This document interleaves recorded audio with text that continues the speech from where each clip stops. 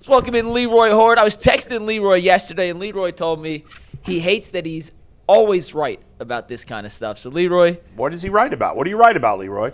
Take your victory. So, it's not even a matter of taking a victory lap. It's you can watch situations, and let me. A lot of the stories that I tell about players comes from my own personal experience. And so when people say I don't know what I'm talking about, I tell them I lived it. And I was told my rookie year, which wasn't a very good year. Go look it up. And I was told after that season, you have all the talent in the world, but if the coaching staff and your players don't feel that you either know what you're doing or putting in the work, they can't trust you. And so from that standpoint, sometimes guys are not on the field, not based on whether you're better than the other guy in front of you, but whether the other guy may be more prepared. So when you watch Dillon Gabriel, who hasn't been good, but every time he dropped back, he looked like he was playing quarterback. He wasn't always running for his life. Now, he didn't make good throws. That's a whole nother conversation. They're still both rookies. And we're sitting here having a conversation about two rookies that need, based on where they were drafted, they need some development. All of which they can't get in this situation. Right. So let's start there. But when you watch Shedeur go in the game, I don't know whether it was too fast for him or whatever, but the first sign of a quarterback that has happy feet is when you see the pocket around you, you run backwards instead of stepping up in the pocket. Right. Whether the pocket's there or not, they all do that. So when I saw him take off and run back, I go, either one or two things. He's not looking downfield, or he hasn't worked on those things. And so if I'm seeing it, you don't think they're not seeing it on a weekly basis or a daily basis? And I would say this. It is not the coach's job to get you ready for professional football. You are just as responsible to put the work in, put the study in, put the film in, or whatever. And I'm not saying he's not doing that, but you watched him play last week. How prepared did he look? Every quarterback who lost a starting job, what is the first thing you heard from him? Okay, it's a standard response. Leroy, can you put something I may to have rest lost for the us? job, but I'm gonna prepare like I'm the starter every week. Right. I'm wondering if you can put something to rest for us, because you've been on NFL teams and you see how the reps are doled out. The big conversation during the game and especially after was, well, he didn't get any first-team reps. I don't think Tom Brady got first-team reps when he came in. How many first-team reps is a backup quarterback, or in the case of training camp, a fourth-string quarterback? How many first-team reps is he? Okay. Zero. So we really shouldn't talk about that. Stop with that. Because guess what? The backup for Tom Brady and the backup for Peyton Manning never ran a play because they took all the reps. So how do they get ready? It's a self-preparation? The other stuff. They get ready by working with the receivers after practice. They get ready by studying film. They get ready with, I think the worst thing that could have happened, and I know why they did it, was to get rid of Joe Flacco so those two young guys could see how to be a pro. Clear the decks, yeah. Right, to see how to be a pro. Yeah. They don't have that somebody in that locker room or in that quarterback room to kind of help them break stuff down. They're learning on the fly. But most backup quarterbacks don't get reps. Stop making it sound like this is a unique situation. Absolutely not. You run. Let me break it down for you. So you have a period in practice where you throw routes. So just against air, warming up, throwing routes. Okay? Then you start off with, you might have a period of one-on-one or something like that where you throw into receiver versus DB. They do that mostly in camp. Then you go to 7-on-7. Then you do that. Then while we run 9-on-7, which is an inside run drill, you might be running, either some one-on-ones or just some pass routes with the receivers on the other field. And then we have 11-on-11 at the end of practice. Now, each of those periods are probably 10, 12 plays. That's it. And now you got another rookie quarterback you're trying to get ready. So if you splitting those reps, who's ready? So you got to get some work in on your own. You got to work with the receivers. You got to do that stuff. And the one thing that does is that shows these guys on the field that you're ready to put the work in. That shows the coaching staff, oh, look, he's ready to do the work. Before you get to play quarterback, unlike any other position in the league, before you get to play quarterback, you got to look the part. That is unless you were a top 5 pick and you have some unique skill. And that's just the way it is. So I don't know what he's going to be able to learn or do in a week if he hasn't been doing anything up to now. Just think about that. Think about what you're asking. Oh, he's going to get all the so he's going to get about 25 plays for the whole week. 30 plays for the whole week. And you expect him to play any different than he did last week? He going to get rid of all those bad habits in 1 week. It's unfair to him.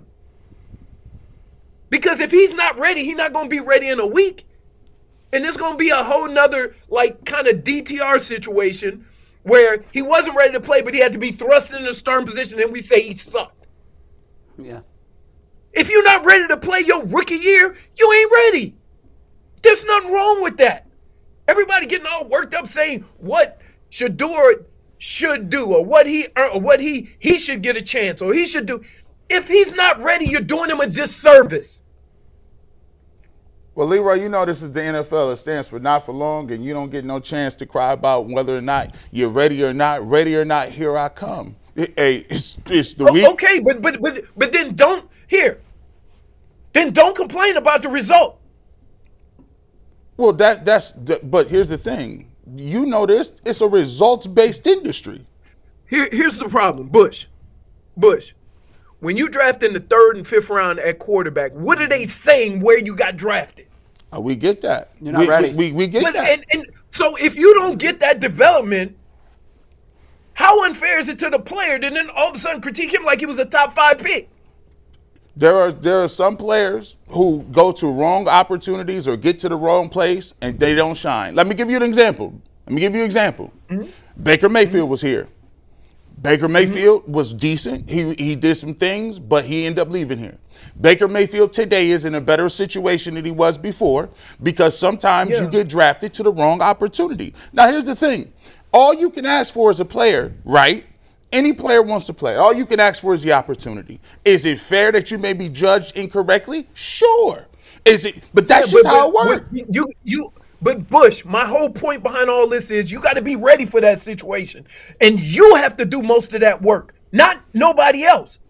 So if you watch him play, and we've watched him just in a little bit of time he played last week, what indication do you have that he been working his ass off to get that opportunity? But here's the thing. Here's the situation. If I go back and pull up a clip and Myles Garrett say, hey, he's in there first all the time. He's there after practice. There's clips of him working in California or Florida throwing the football. There's clips of him working over at John Carroll University after practice. His arm was sore because he worked a lot. There's the hungry dogs period where they go out and do different things and throw the backup guys. That's why you talk about Gage Laverdale. Here's the thing. We can parse just because he looks and he's a rookie. Rookies are going to look tough. If you come in the middle of the game, he's a rookie just like what's his name is a rookie, Dillon Gabriel. My thing is, moving forward, he's the starting quarterback Wednesday. Is it fair? What are we looking for? What I'm asking is, what do you do in his preparation, the offense, and the coach to get him prepared to have success this week against the Raiders? There's a few things that you can do, and there's a few things you can't do. The hardest thing for a young quarterback to do is keep his eyes down the field. When the pockets crash and you step up, right? There's nobody can help you with that, right? You can preach it, you can say it, you can do it over again. If you look at a lot of quarterbacks, when they finally come into their own, where they finally look like they're playing the position, that's the one thing you notice right away. Drop back, step up into the pocket, eyes downfield. Now, from there, now we just got to help them with the defenses. You know, I'm more than sure that the defenses are pretty standard with some caveats to it, but the standard defense, safety in the middle, you know, cover two, and some variations of all those things where it'll direct your eyes in the right direction. Now, all that's got to happen in 3 seconds, in 2.5 seconds. That's the part that only repetition is going to get. Some guys come into the league with that timer. Other people have to learn it, and it's a hard lesson to learn that you don't have that long. So what I would do is that I would cut the field in half. I would roll him out. I would run 3 level passes to one side of the field, right, to kind of eliminate him looking in the wrong places. Short, medium, long. And so there's ways of getting around that or doing something like that. Now, that's not even talking about, okay, if they're in this look, we want to do something different. We want to change it up. All this is going on at the same time, and you got to teach all this in a week. So I think that they know more than we do. And that's the thing that I'm saying. All the stuff that I have said is based on what I see them doing with him. And so I'm coming to these conclusions based on what they do for him. Leroy, You give him some throws, huh? Go ahead. Good. I wanted to change the subject. We've talked so much about Shedeur. I just wanted to hit on Myles Garrett here. You obviously you and LT buddies. You've gone against Reggie White and Bruce Smith, I'm sure. You've seen all these great pass rushers, Aaron Donald. This guy's got 15 sacks, Leroy, in 10 games. He is the all-time leader in the NFL history in sacks per game for guys with at least 100 sacks. Are we starting to get to a point that, even though he's been on a bad team, that we got to start talking about Myles Garrett with the all-time greats on the defensive line? Yes, here's why. Because he possesses all the skills that all those other guys didn't possess at one time, right? So when you think of Reggie White was a moose. He was strong as I seen him pick up grown men and throw them, right? LT changed the game. Yes, LT changed the way we protect, because for the first couple of years of his career, we treated him like a linebacker, and they would send a little bitty back out there. Then we had to start sliding our offensive line out to block him like a D lineman. Tight ends. And then it became a rush in, right? So then we started naming them that. Myles Garrett is as big as Reggie White, as big as dude from Buffalo. Bruce Smith. Bruce Smith. Yeah. But has the speed of LT. So I don't know, and if you've ever stood next to that man, you know, how in the world can a man like this move like he does? Crazy. So he is a combination of all those guys, where Bruce Smith and Reggie White worked on power, LT worked on speed. He does both of those things, and he might be just as big or bigger than Bruce Smith and Reggie White. Man, that's frightening Yeah, Look at looks all like the other. Adonis. Look at all the other guys playing his position in the league right now, and they weigh 250, 260 pounds.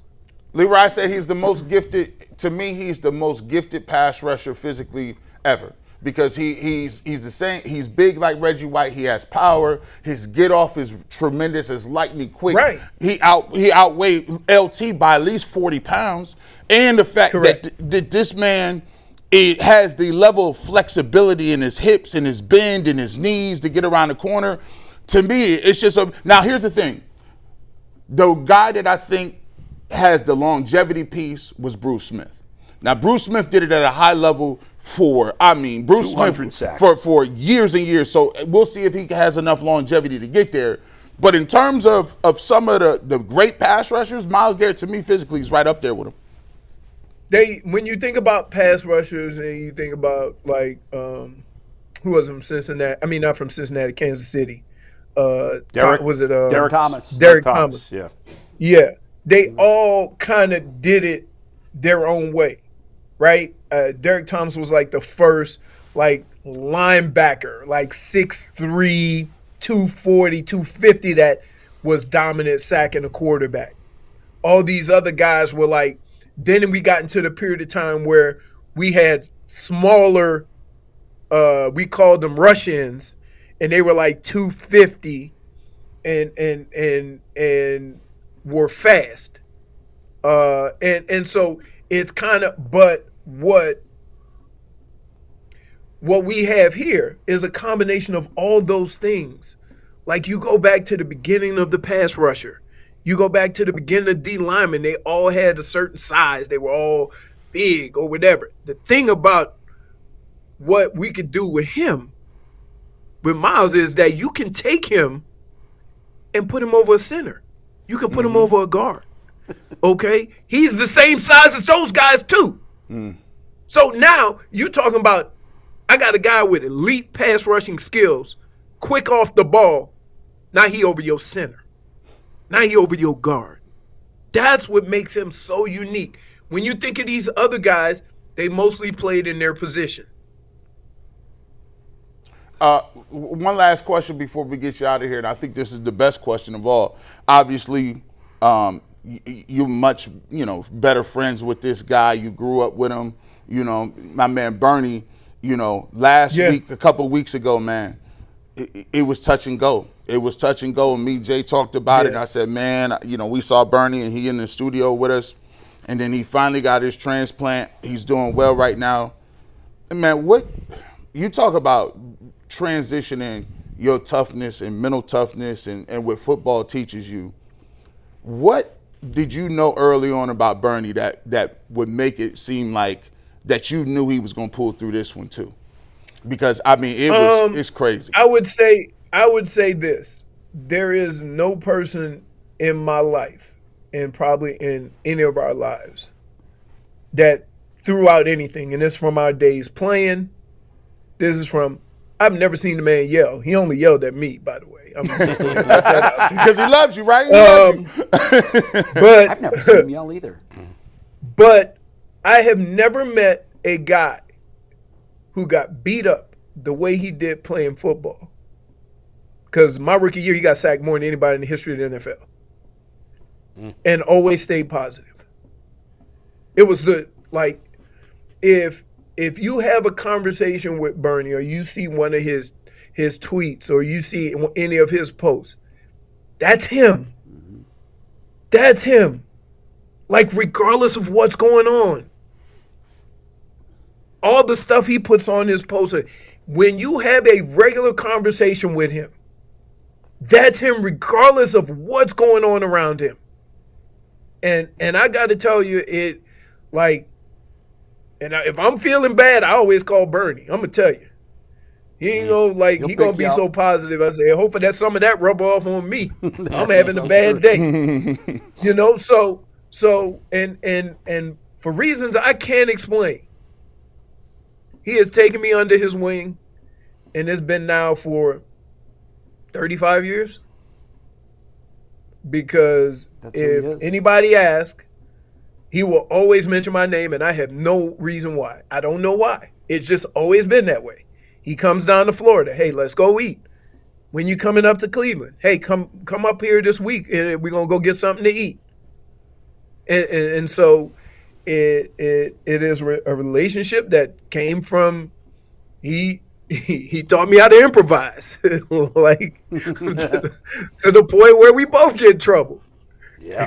So but that he was a leader in that way, that a leader that, hey, I'm gonna look out for you. I'm gonna always have your back. Let's go. And if you ask anybody that, the one thing that I would say about Bernie is that he is the single-handed most positive person I know, and that has never changed from the first day I met him till now.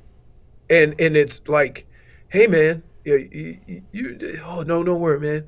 Hey, we like almost there.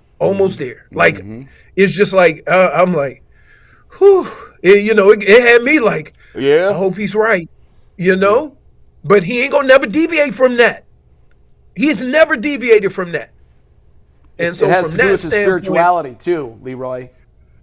I guess, man, I don't know. I'ma just say this is that if Bernie is a friend of yours, you're doing good. Yep. Yeah. And so that's how I look at it, that I got good people in my life, so I must be doing okay. Yeah. And we're all thinking of him, that's for Yeah. sure. Bernie, Appreciate you, Leroy. Bernie is going to pull Yeah. through this. Leroy, right, great to guys. see you. I enjoyed your thoughts. By the way, in real time during the game, he was texting things about Shedeur and about the defense that were going to happen in the game, and you nailed everything. I mean, everything you were saying, it was just like he was reading it in real time, telling me what was going to happen, and he got it all right. Wrap it. You know what, Leroy? Before you go, I'm gonna. We do this segment on the show called "No Fence Riders." Do you know this segment? No. All right. Well, I've been known to ride the fence. so that's crazy. Bro, OG, please. That pause. Mike asks us 6 questions, and we can't ride the fence. You got to say yes or no. You're gonna give the questions out a day early, Bull? Can I give them out? Do you mind? Give him two. Yeah, sure. Give him the two best ones. Yeah, give me 2. All right, let's do it. Let's two. All right, Leroy. Here we go. All right. Quick answer: yes or no. That's it. Will Shedeur Sanders throw for 200+ yards against the Raiders? No. Will Shedeur Sanders play a turnover-free game against Vegas? No. Will the Browns score 20 or more points in this game? Yes. Okay. All right. There you go. There Very you good. have it. His little tease of fence riders. Thanks, Leroy. Appreciate it. Thanks, Alrighty. brother. See Thanks, you soon. Leroy. All right.